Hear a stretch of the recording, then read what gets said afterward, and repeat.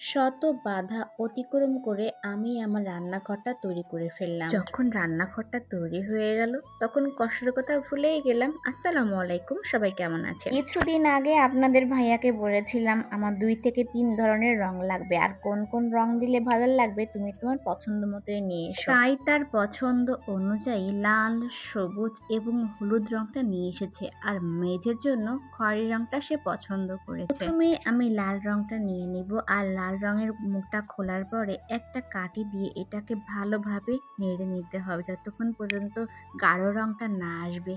এরপরে আমি একটা পাত্রের মধ্যে ঢেলে নিব, আর এখানে পরিমাণ মতো তারপিন নিয়ে ভালো করে গুলে নিতে হবে। আসলে আমার রান্নাঘরের জন্য আমি যে পরিমাণ পরিশ্রম করেছি সেটা বলার বাহিরে ছিল। আর এখানে আমি একটা জিনিস উপলব্ধি করেছি, রাজমিস্ত্রির কাজ, কাঠমিস্ত্রির কাজ এবং রং মিস্ত্রির কাজ, তো ৩ জন কিন্তু অনেক বেশি পরিশ্রম করে। তাই তাদের প্রতি আমার কাজের প্রতি সম্মান এবং ভালোবাসা থাকবে আজীবন। আর কোনো কাজকে কখনো তুচ্ছ করবেন না। প্রত্যেকটা কাজে কিন্তু অনেক বেশি পরিশ্রম। আমি যখন রং করছিলাম আমার বাবু এসে বলছে যে, "মাম্মুনি আমি একটু রং করব।" এবার ভাবলাম যে তুমি একটু রং করো, ওর আশা তো একটু পূরণ করি। দেখেন একটা খোপ বাদ দিয়ে রং করেছি, কতটা সুন্দর দেখা যাচ্ছে তাই না? এবার আমি সবুজ রংটা করব। যে খোপগুলো খালি ছিল সেই খোপগুলোতে আমি সবুজ রংগুলো করব। আর এই কাজগুলো করতে টানা ১ সপ্তাহ আমার লেগেছিল। একটু একটু করে করেছিলাম রংগুলো। এতটা পরিমাণ সাবধানে করতে হয়েছে যাতে একটা রঙের সাথে আরেকটা রং যেন অ্যাডজাস্ট না হয়ে যায় সেদিকে লক্ষ্য রেখেছিলাম। তারপরে ভাবলাম যে আমি বেড়াগুলো বাকি থাকবে কেন? বেড়াগুলো তো রং করে দিই। তো বেড়াগুলোতে আমি আমার মনের মতো করেছি। রংগুলো তেমন কখনো করিনি। এই ১ম যেহেতু রং করলাম। আসলে যেকোনো জিনিস করতে গেলে একটু সময় সাপেক্ষ দরকার হয় এবং কঠিন পরিশ্রম করতে হয়।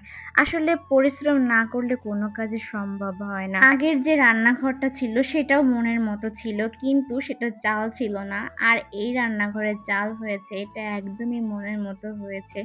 এখানে আমি একটা পাতাও পড়তে দিই না, এতটা যত্ন করি। আমার এই কাজের জন্য ২ জন মানুষ অনেক বেশি সাপোর্ট করেছে। অবশ্যই তাদের ক্যামেরার মাঝে আপনাদের সামনে নিয়ে আসবো, কিন্তু এখন নিয়ে আসবো না। মেঝেতে রং করেছি, কতটা সুন্দর দেখা যাচ্ছে তাই না? মেঝেতে রং করতে তেমন কোনো একটা পরিশ্রম আমার হয়নি। খুবই দ্রুত টাইমে হয়ে গিয়েছিল। মাত্র ১ ঘন্টা সময় লেগেছিল আমার। হাতে, পায়ে, জামাতে আমার রং লেগে গিয়েছিল। আসলে স্বাভাবিক, রঙের কাজ করতে গেলে একটু একটু লেগে যাবে। এজন্য পুরাতন জামা পরে রং করেছিলাম। অনেকে হয়তো বলতে পারেন, "আপু আপনি কি সবসময় একটা ড্রেস পরেই ভিডিও করেন?"